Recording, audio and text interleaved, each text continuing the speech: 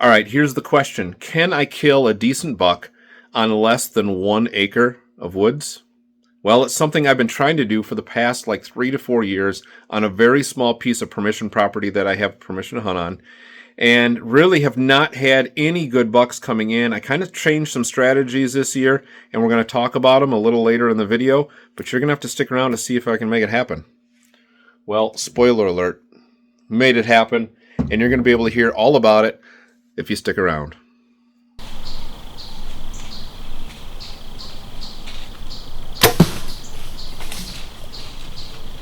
All right, as always, thanks for joining. It is November 1st, the start of Sweet November, and I was able to get this buck on the ground this morning. I already got the Euro almost done. We're going to talk about my season that's led up to this point. We're going to talk about my hunt this morning, and we're going to talk about a monster that I'm chasing that hopefully we'll have a video out about that guy later on the season. I may even throw in a sneak peek at the end of this video, so you're going to need to watch all the way to the end. But let's get into it. All right, well, I started off early November, not really with a whole lot of plans of hunting locally, just because really the property, the permission property that I have to me really is just so small that anything I shoot is likely to go on to neighboring property, and I really don't feel like asking neighbors to go on their property for does, so it was only going to be for a buck. And haven't had much luck on that property in the past few years of running into bucks in daylight, so didn't have a whole lot of high hopes. So early October, I ended up going out onto some state land, took a day hunt up there, and ended up harvesting a doe first thing in the morning. And it was really cool how that hunt happened. So that first morning hunt up on state land, I had challenged our Bows and Bibles group to be able to read God's Word while we're hunting. And I thought, man, what better way to start off the season than reading God's Word? So I was in Psalms, and I was reading through Psalms, and it finished up my reading, and it was literally just a couple of minutes after a legal shooting light. I turned my phone off, and it literally, as soon as I turned my phone off, I heard a deer coming, walking in, and it was a lone doe all by itself. Figured, well, God, you must have given me this opportunity for a reason, and I took it. I shot that doe at about 18 yards.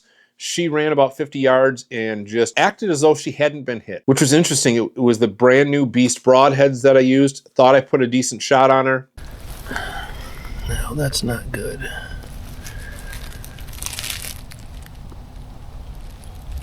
All right. So my stand is right up there, and the deer ran, and I have not been able to find any blood at all. And so I ended up basically coming out to where I thought she'd stopped and look over, and there she is. And really almost no blood trail. Fast forward, we were camping in the second weekend of October, and I got a trail camera picture that made me almost fall out of bed, and it was of a giant deer. Quite honestly, probably a deer that I will likely never see this sort of caliber again in my life. And I tell you what, it lit a fire underneath me. So I've been hunting this deer fairly hard, but trying to make these hunts count, not just quantity, but quality. So I've been looking for the right wind direction, the right barometric pressure to hunt, because I don't want to kick this buck out of the small area that I have to hunt. So I've really been strategic about when I go out. That has paid off for me. These hunts that I have chosen to go out, I have seen a lot of deer. And it's interesting how instead of just going every single time that it's available and just going on these quality days, to the point, the one day I saw 5 different bucks that I ended up passing. And I had a shot at a 7-pointer about a week ago that I ended up passing on. And I didn't think I'd ever pass on a buck that size. But just knowing that it seemed like those bucks were getting bigger and bigger, and that maybe that giant, mega giant was going to come in that night, I ended up almost passing on it. And then I sent that picture of the buck to my wife, and she says, well, maybe you ought to shoot it. So after watching that deer for over 20 minutes within 15 yards of me, I finally decided I was going to shoot him. And literally, as I went to go grab my bow, he ends up seeing me hopping off and running off, and I ended up not taking a shot on him. Afterwards, I kind of kicked myself and thought, man, I should have probably shot that deer sooner. But anyway, I was really hoping, like I said, I'd seen 5 deer that night and thought maybe this big one was really going to come in. So fast forward, I had thought that that deer was possibly dead because I hadn't seen trail camera pictures of him in like 10 days. And then another trail camera picture shows back up, and man, just stokes the fire again. And I ended up going out this morning. Supposed to be the right wind direction for this area, and the barometric pressure was supposed to be really good. Unfortunately, my phone ends up doing an update, and for some reason, my alarm doesn't go off. I wake up in a panic and ended up out in the stand probably about 35 to 45 minutes later than I really would like to have been. I love to be in the stand about an hour before a legal shoot, but I was only there about 25 minutes before a legal shooting light. Especially when I'm setting up camera gear. So I ended up getting up in the stand, literally had just hung my bow up, haven't set up any cameras, and don't even have things out of my bag yet. And I'm standing there and I hear 4 deer come walking in. And I'm set up in a beautiful area where the acorns are just dropping right now. And these guys are just coming in and eating acorns like crazy.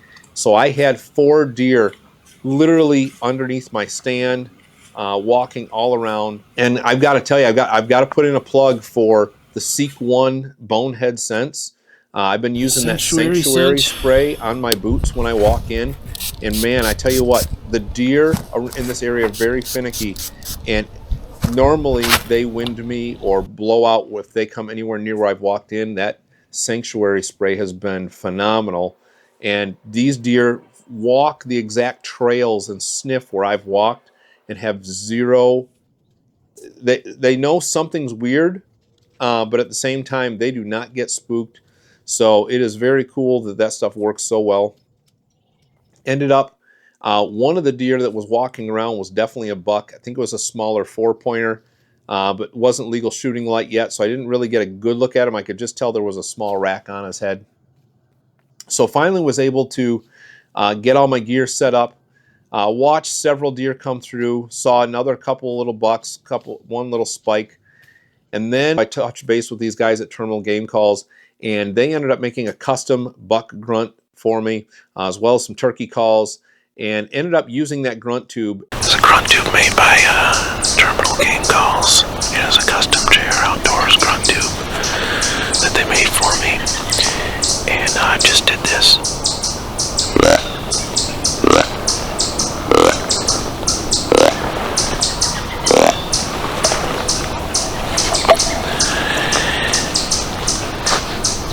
About 5 minutes, I heard a noise behind me.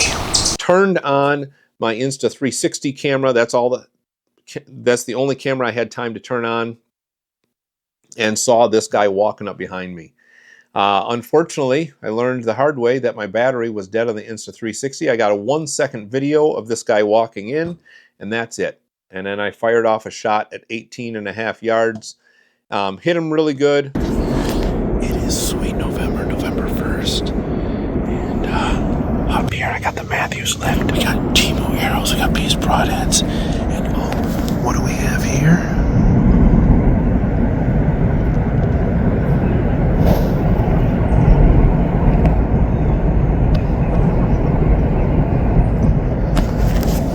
We got that lighted knock. You know what that means? We fired one off, and he didn't go very far. He ended up piling up about 40 yards, and decent buck down. Not my target buck for the area, but at the same time, I got 2 buck tags, so we're going to sit here. It's 8:45. We're going to sit here for another hour or so. The wind has shifted, not the direction I want it to be, but that's okay. And then we'll get down and we'll go check this guy out. Buck down though, yeah.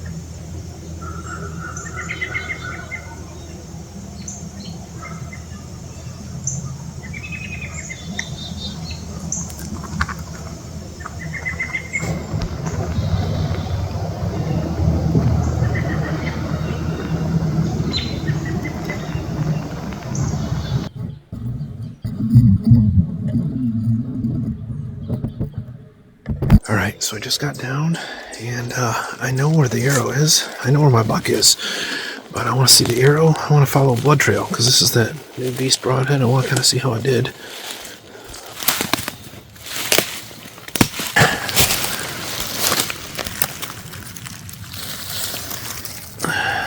Covered in awesome blood.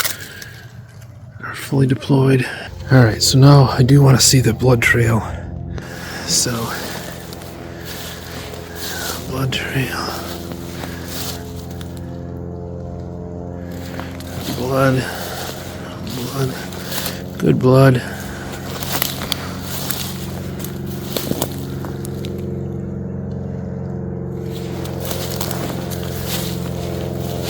Some blood. Blood. Blood. Blood. Blood. Blood. Blood. Blood. Blood. Blood. Blood. Blood. Blood. Blood.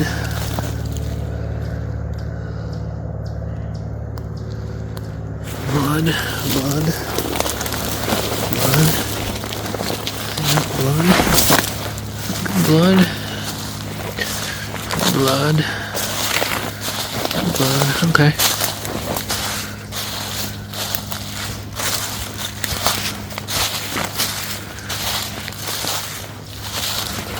He's right up here. I gotta get my hands on this guy. Let's see what I got.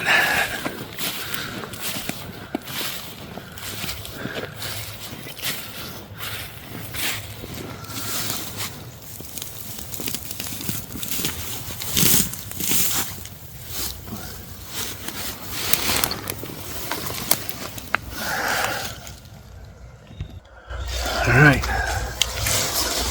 There he is. Look at the size of the tick this dude's got on him. Dude's the size of my fingernail. That's insane. Alright, well, we swapped out backpacks. This is the killing kit.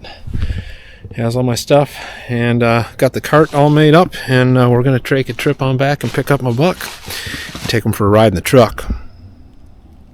We're going to get this guy tagged, and let's get going. November 1st.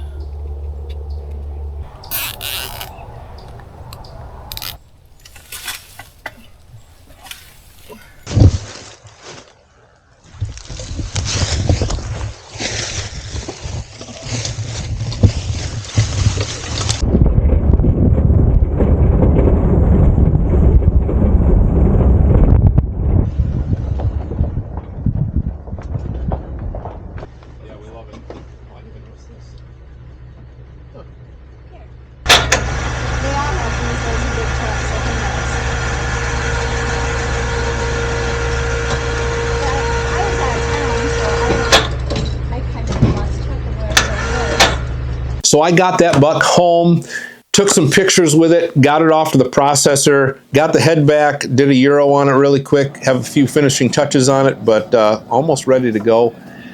But next week, man, we're getting close to opening week. So we're getting close to deer camp, one of my favorite times of year. So we're going to be heading to deer camp up on the 10th, and we're going to bow hunt the whole week before, and then we'll have opening day and the day after the hunt, and super excited about that. So if you love deer camp stories, you got to tune into that. And then I'm going to hopefully continue. I'm going to go out hunting tomorrow night, but we're going to be on the search for this target buck. And I'm still debating at this moment as I'm recording this video as to whether or not I'm going to show you a picture or a video of him. But I've got to tell you, he's a toad for sure. So hopefully I'll be able to meet up with him tomorrow night. If not, I'm not going to have a chance until Thanksgiving. And I don't know if this guy will make it through that long, but fingers crossed I either meet up with him tonight, or fingers crossed I either meet up with him tomorrow night, or he makes it through to Thanksgiving. Either way, hopefully you guys have enjoyed this. Hit the like and subscribe button down below. That way you can be up to speed on deer camp videos coming out. As always, Thanks for sticking around, and we'll see you guys in the next one.